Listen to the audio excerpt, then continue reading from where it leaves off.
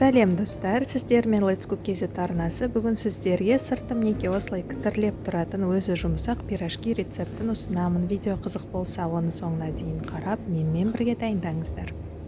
Ең алдымен пирожки қамырын дайындаймыз. Ол үшін ыдысқа 150 грамм жылы сүт, 150 грамм жылы су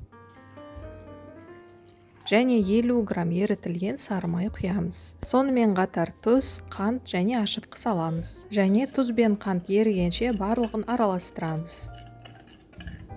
Енді осыған ұнды елеуіштен елеп қосып, өте жұмсақ қамыр елеуіміз керек. Бастысы, ұнның барлығын бірден қоспаймыз, достар. Қамырдың консистенциясына қарай реттеп отыруымыз қажет. Мен шамамен 550 граммдай ұн қолдандым.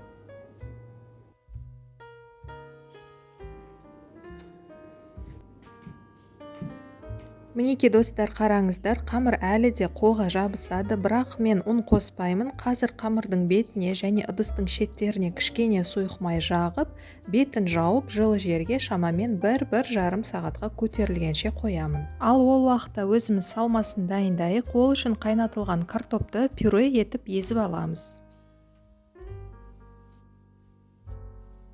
Енді осыған алдын ала қуырылған пияз және дәміне қарай тұз бен қара бұрыш қосып араластырамыз.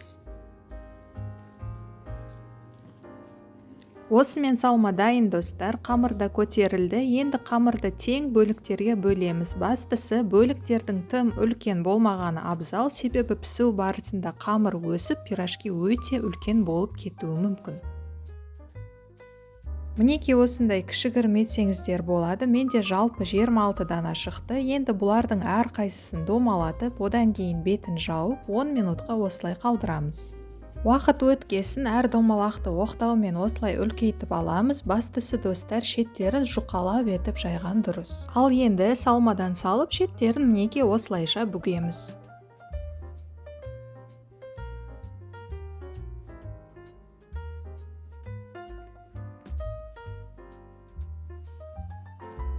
Ал қазір қызып тұрған табаға сұйық май құйып, оны қыздырып алғасын пирожкилерді салып, орташа отта екі жағын қызартып пісіріп аламыз. Бастысы, оттың қатты болмауы керек. Достар, орташа немесе орташа оттан сәл қатты от болса дұрыс болады. Мінекей достар, пирожки дайын. Піскеннен кейін оларды бір-бірінің үстіне қоймаған дұрыс, әйтпесе ыстық кезінде суланып, сырты кітірлемеуі мүмкін. Достар, бұл рецепт сіздерге ұнаған болса, оған лайк басып, пікір қалдырып, дос құрбыларыңызбен бөлісуді ұмытпаңыздар. Видеоны қарағандарыңыз үшін көп рахмет. Келесі кездескенше аман сау болайық.